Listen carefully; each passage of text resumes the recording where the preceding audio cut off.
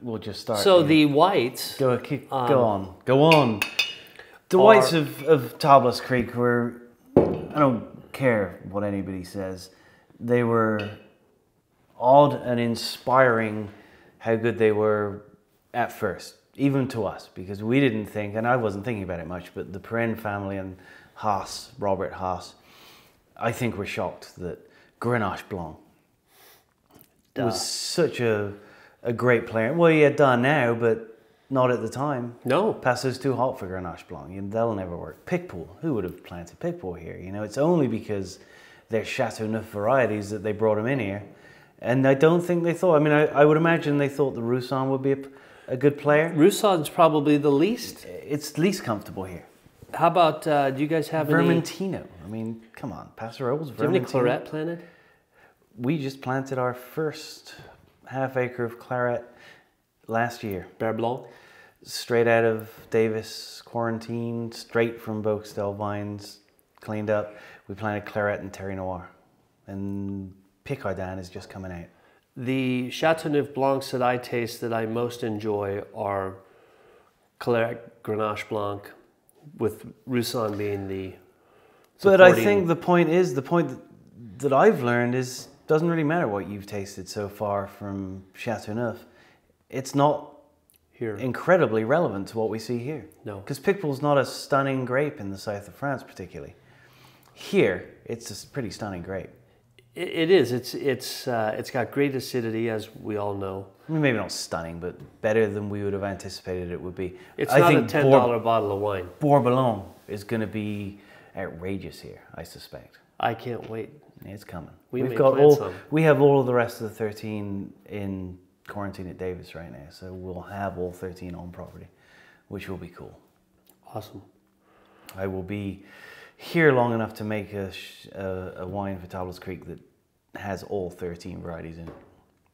I hope. Let's hope so. Unless they get rid of me, which they could. I don't think they will. No, probably not. So, back to the whites. I think the whites are a much stronger suit than we thought they ever would be. I think also people are kind of pulled back. They're picking them at little less ripeness. They're not becoming blown out and using a little bitter. less oak, thank God. Little less wood. They're still rich. Roussanne. I made Roussanne from Glenrose this year that's just ridiculously fat. And I tasted it I was, well, this is done. Yeah. And took it in and the mallow hadn't even started. It's going to be, luckily it's going to go in a blend, otherwise it would be like this stuff. Very, very rich. But Roussanne struggles here. It does. It's hard work for me. But it makes a beautiful wine at the end of the day. Mm-hmm. I would not necessarily recommend that you run out and plant some, but if you've got patience and you love the Roussanne, it will do well here, but it's a lot of work and a lot of thought, I would say. And I keep getting told, oh, don't worry about it. I don't know why you complain about it so much. The wines you make are great. Well, yeah, but I'm losing years off my life every year waiting for it to ripen. That's not the reason you're losing years off your life. This here. The fact that you're caressing my arm? No. It's running into a cow at 40 miles an hour on a motorcycle. That almost, brought it to killing the cow and almost you. I actually unanimously and wholeheartedly blame it on children for taking years off my life. Your children. Sweet as they are. I'm amazed that they're as nice and well, it's all due to their mother. Rethinking nice, are you? No. It isn't. Well, some of it may be due to you, but... I like to say explaintive apples and trees. I hate that saying. Mm-hmm. They're good boys.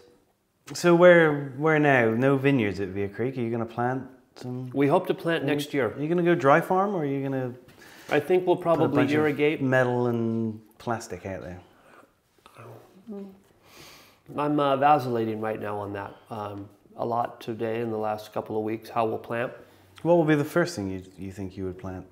Grenache. Grenache. I knew that, didn't I? Which is probably the perfect dry farm. I think so. Mourvèdre, not so much. I'm not quite sold on dry farm. Bushvine, yeah. I think those two grapes are conducive to that. What's the difference between bushvine and head-pruned? Nothing. Nothing, right. You just like saying bushvine. See your point. I think Grenache is a given. Now it's if there is now a it's given. spacing. If there is a given. How do I space it? Do I go 8 by 8? Do I go 10 by 10? Again, I think I would say it's varietal based, and I'm still on a learning curve with this. I mean, I just started planting these varieties as dry farm in recent years. So Grenache is clearly working for me. I mean, the Grenache I buy from the Heatons, stunning. Yeah. From a young vineyard. Mourvèdre likes water, and so there may Lower be a land. problem. I find We've got that heavier soil. Yeah, I know, but I find it still shutting down a little bit. So I'm going to play with cutting the yields down a lot so it doesn't need as much water, hopefully. But the little jury that lives in my head is out on Mourvèdre in this area, dry farm. Grenache, a lot of the other varieties, to me, are a What given. black grape am I going Why to plant? would you not plant Grenache dry farm? I mean, really? I just... You're scared. Yeah, well, I'd like to get the root So should system you be. associated, not associated, acclimated. You know, James Barry, Denner, I think the older plantings at Tobless now, they've got a root zone that they can handle that. But early on, you know, you want to get the fruit to the end zone. Yeah, I mean, I think that dry I mean, look farming at is Zin. probably You've the got enough better way to Zin. do that. 32 bricks on one side of the plant and 20 on the other. I don't want that. You can pick it at different times. Yeah, but I'm not getting that from dry farm any more than I'd get it from anywhere else. I don't think trellis is the answer to that. I don't know if trellis is. I mean, the Zins Because I get if we head prune it, we can still irrigate it. It's good, yeah, but... What I want to know is, do you till it? It's good management is the thing, is having someone that knows what they're doing growing the stuff. And I see from grower to grower, they have different styles and some comes in better than others, but I'm buying, and it's not by accident, I'm buying from they're not necessarily old, but they're people that have been farming the west side of Pastoral their whole lives. So they know the game. They do. And they understand plants, which honestly, I don't necessarily understand plants. I didn't grow up growing grapes. It's something I'm learning. I have yet to learn. And its irrigation is There's something to be said. does not encourage if you root condition growth. a plant to live without water, it'll live without water. And it does. I mean, I've seen it, and it does. And for the most part, we get water. But we're perhaps not always going to have water. There is perhaps a time when your well won't be able to sustain the vineyard that you plant if you plant it on it needs irrigation to survive regime. Whereas if you're dry farm head-pruned, and It's a lot less expensive. Posed this question to Christian recently in this same forum, and that is, how many really, really old trellis vineyards have you seen? High density. Really, you don't. You see old dry farm, head-pruned, Priorat.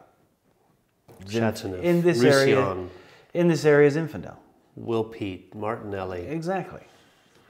Piceni, Yeah. exactly. Those are what you see. Of course, they weren't planting. Actually, there is Grenache, and we talked about this last week. There is Grenache at Piceni, but they weren't planting Mourvèdre and those things here, so we don't know. It's a lot to learn. Your grandkid will know if the Mourvèdre dry farm you plant is good in 100 years, maybe.